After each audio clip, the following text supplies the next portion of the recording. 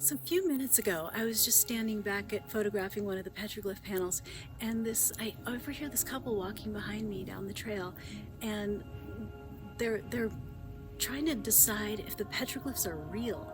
And the man seemed a little more curious, and the woman said, "I'm not going to take a picture of it because I don't believe in them."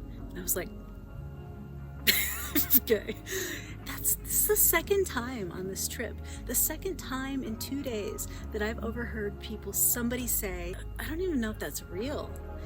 And I think that's so weird. People think that these are graffiti. The petroglyphs are graffiti, or pictographs too. Anyway. So I don't say anything unless somebody asks me a question, and then I'll explain. But and which I did to these people because they were really sweet, and they did ask me some questions.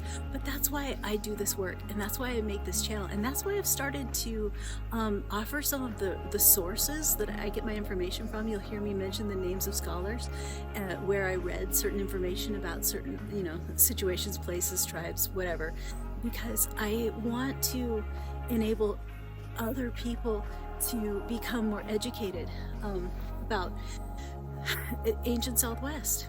This nice people said that they got some of their misinformation from the visitor center. And the people at the visitor center are not scholars on the topic. They have a very surface level education on this oftentimes. Sometimes you get people who are scholars working at the visitor center. Sometimes the rangers are really good with archaeology. And a lot of times, like at the national parks, they will have a resident archaeologist that may or may not be good at informing the staff about what's going on, but don't believe everything you hear at the visitor center. Turn to scholarship, good peer-reviewed research on the topics. The newer the better, because a lot of the modern research includes the synthesis of older modes of thought on the topic, and so they'll take those into account and then rework them with new data. So the newer research is just getting better and better and better, and it's being compiled more in cooperation with Native groups, so the quality is improving as well. I feel like if you're gonna be extra curious about something that I'm looking at, now you have an opportunity to become more educated and become an educator. All right, I'm done lecturing. Let's walk. But here we are, Valley of Fire, heart of the Virgin Anasazi. What is interesting that I've learned, kind of studying up on this, is that the Fremont, or the people that are up in Utah, and the farmers, they're the ones that are famous for those triangle-shaped anthropomorphs. And the thing is, they are ancestral Puebloan. And then they split off and went up further north. But around the year 700, they came back here and joined their brothers, their cousins, the Virgin Anasazi here. They're all ancestral Puebloans, and they all ended up here. So a lot of the rock art that you see in this area that is considered primary, the Virgin Anasazi area, which is the Muddy River, the Virgin River area, and then a little bit to the east and a little bit to the west, shares some of the characteristics of the Fremont. The Virgin Anasazi were here around the Basket Maker 1 and 2 periods, which means that they lived in slab-lined pit houses and rock shelters. I am definitely not suggesting they lived in this narrow canyon. This would be water wonderland. Not a great place to want to not have your babies washed away in a flash flood.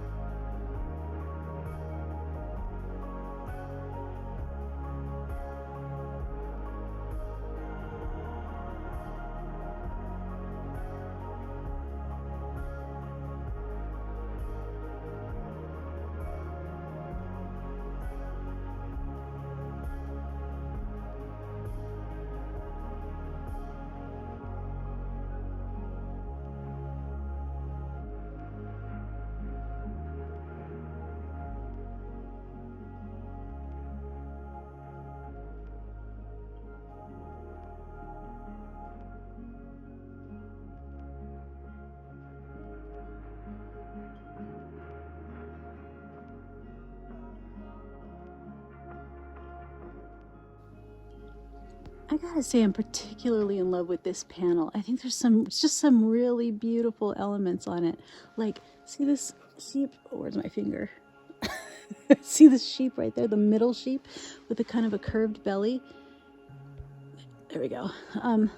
That's a classic basket maker style mountain sheep, like not modern, not from the Pueblo period. That curved belly is really classic basket maker, which just makes me know this is really old. And I love the dancing people. Look at those 6 people holding hands. We got 1, 2, 3, 4, 5.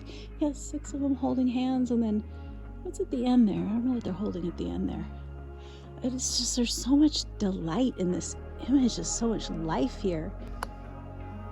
Oh my God, is this the 7 caves of Chicomostoc? 1, 2, 3, 4, 5, 6, 7. That's the 7 Uto-Aztecan bands of languages that had a diaspora from the original Aztlan. The 7 caves of Chicomostoc. I wonder if that's what that is. 1, 2, 3, 4, 5, 6, 7. So, just hypothesizing based on the fact that Virgin Anasazi are Uto-Aztecan and they're quite old and would be attached to the story of Aztlan and Chicomostoc. What's this one? How many are these? 1, 2, 3, 4. Oh, it's hard to tell with that one. 1, 2, 3, 4, 5, 6, maybe 7. It's hard to say. But here we have only 2. See, why do we only have 2 there? You know, is that 2 branches that went off that direction? You know what I mean? Versus some branches who they know went that direction. Because see, look, twirl. Oh, somebody went way down there. So wait a minute. Okay, we're just pretending right now that this is Chicomostoc, okay? 1, 2, 3, 4, 5, 6, and then, oh, poor 7 went all the way down there. Where else did he go? He went way over there, over there,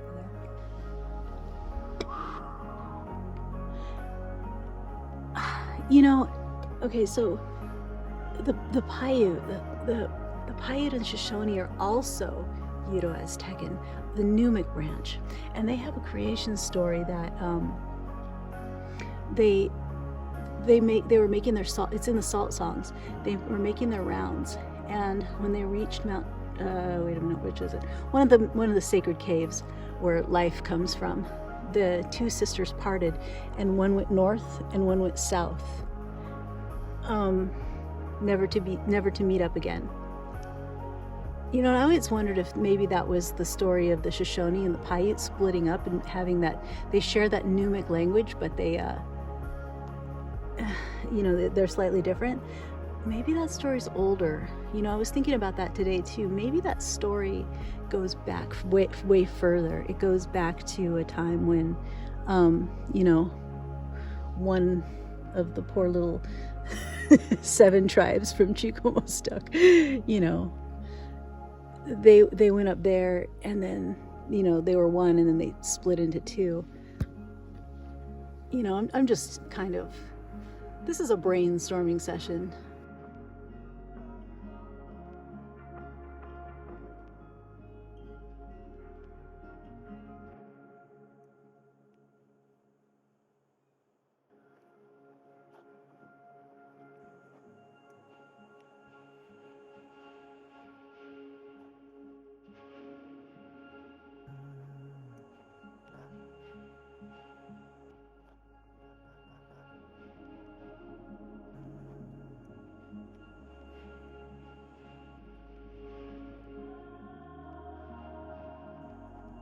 Thank you for watching. Check out these couple of items that I'm popping into my Etsy shop today. I got this cute little duck. I make Huichol bead art. I press tiny glass beads into beeswax and pine pitch and make these art forms. It's like painting with beads. This one though, I'm especially excited about. It's a whole salad bowl set, complete with serving tongs. It's gorgeous. Check it all out at theancientsouthwest.com and click on Art Shop. Thank you again for watching. I hope you enjoyed it. May the fire inside you continue to burn brightly.